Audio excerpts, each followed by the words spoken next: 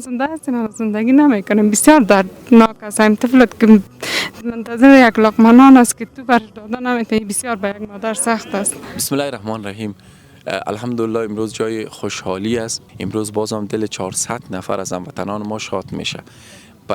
بسته های مواد غذایی است: آرد، روغن، لوبیا، برنج، بوره و موادی که شما مشاهده میکنین به این فامیلای نیازمند داده میشه. اکثریتشان خانواده‌های یتیمدار هستند، خواهرایی که بیوه هستند، بی بضاعت هستند، به اینا داده میشه. سپاسگزار هستیم از عزیزایی که مخصوصا از برادر عزیز ما بصیر احمد جان که 12000 اونا سهم داشتن در این توزیع و همچنان خواهر ما رومینه و سفیان و همچنان خواهر ما سارا ایوبی، خواهر ما آرزو شیرزاد که اگرچه اینا گفتن که دو خانم بیوه باید برش کمک شود. این خانم ها فامیلای بیوه در این جمع هستند و حتما در جریان مصاحبه شما تعداد اینا را خواهد دیدیم. و ممنون از عزیزای دیگه که دونیت کردن ولی نخواستن که اسمشان ذکر شود. پروردگار همه دوستان ما را در این کار خیر که سهم گرفتن اجر و پاداش بده. مرحله اول جابجایی پکیجا روی محوطه‌ای که بود این تمام شده است. مرحله بعدی لستا را میخوانیم و 400 نفر به نوبت میاین. امیدوار هستم ان شاءالله که در 1 ساعت 2 ساعت تمام شود که باران هم نگیره، دوستای ما تر نشن. طاعت و عباداتتان به درگاه الله متعال قبول و مقبول باد. سلام علیکم و رحمت الله.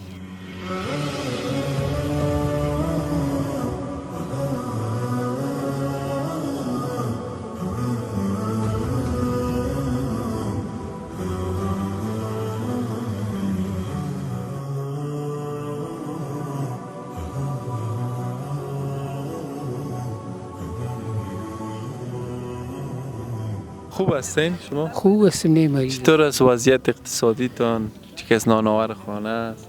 بالا نانآور خانه ما 4 نفر در خانه هستیم. بله. یکی ما نانآور نیستیم. یعنی شما فکر کنید که ما چی روز داریم، چی حال خانه هم کرایی است. وضعیت ما به نهایت خراب است. مشکلات اقتصادی بسیار ضعیف است. اینمی کمک ها، اینمی مشکلات ما را تقریبا رفع میسازه. و خدا خیر بده هر کسی. زنده باشین، بخیر شما. زنده باشین. نانآور دیگه نداره. بری خودم هستم، یک بچه دارم، زنم داره، اشتکم داره.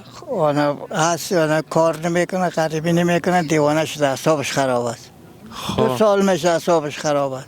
تنها شما کار میکنین؟ کاری کو کار به کار کردم میتونم تو سایکو. راست میگین. چی کار کنین؟ راست میگین. مجبور هستم، مجبوری سو یک این بی رقمی دیگه یک دست ما میگیره، یک تا بالا دیگه من چی کنم؟ راست میگین. خدا مشکل تا حل کنه پدر بزرگوار. بخیر آرام باشه. کراچی یک تایره داریم کار میکنیم، 3000 روپیه کرایه میتیم. خیر ببینه که میره برام داده خانه‌اش آباد. توکل. خدا مشکلات تا حل کنه. گفتین کراچی داره؟ خدا اون نمیشه روزانه. روزانه چیز نمیشه، میشه بعد 20 روپیه، 30 روپیه، 40 روپیه، 50 روپیه این چیزا کار میشه. اون ما کرایه خانه جمع کنیم، بله برق بتیم، بله بتیم، 8 نفر نونخور.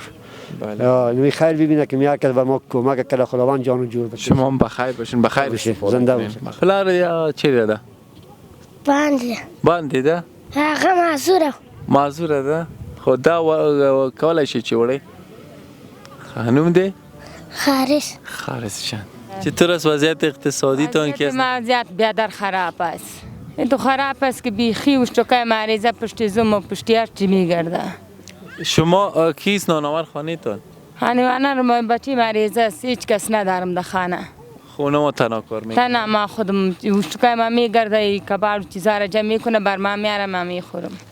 خدا مشکل تان حل کنه. واقعا سخت است و مشکل تان. آمین. خدا بجان ما بده که این کمک بر ما کنه. زنده باشه. اقتصاد ما ضعیف است. شوهرم گرده پیونده داشته، هیچ چیز ندارم. 4 لخ قرضدار هستم، با خوردنی ندارم. 5 تا اولاد دارم. شوهرم 1 ماه 8000 دوا میخوره، با 2 ماه تداوی مایانات 10000 داره. بسیار وضعیت اقتصادی ما خراب است. 3 طفل دارم در یک اتاق که هیچ چیز نیست. بسیار مشکلات زندگی دارم. خودم همه حالت بسیار مشکلات زندگی زیاد است. دیگه کس نانآور خانه نیست؟ هیچ کس نیست غیر خودم. 3 طفل خورد. 3 تا طفلک خورد دارین. خانه هم کرایی هست؟ ها 2500 کرایه میتونم در یک اتاق. مشکل دانه حل کنه. زنده باشین. انشالله ما بتانیم در آینده به طور دائمی خودتان کمک خیر ببینیم بیا. بخیر بسیار باشه. مشکلات زندگی را دیدیم یعنی امی زندگی بیخی دیگه ما زنده هستیم اما زندگی نمیکنیم بسیار دردناک است. این طفلت که منتظر یک لقمه نان است که تو برش داده نمیتونی بسیار به یک مادر سخت است. بله. ما خداوند راضی باشه بخیر باشین خداوند با عزت داشته باشه. زنده باشین بخیر باشین. دوستان عزیز البته خواهرای دیگه ما میاین کسایی که شد نیاز دارن حتی نسبت به این مادرای بزرگوار الله متعال مشکلات همه را حل کنه. شما این کار مشاهده میکنین بیاین که دست به دست همدیگر بتیم خانواده را کمک کنیم دستگیری کنیم این به طور موقتی نباشه دائمی باشه ان شاء الله. اما یک شعر جالب یادم آمد هر کی خنداند یتیم خسته را باز یابد جنت در بسته را. سلام علیکم.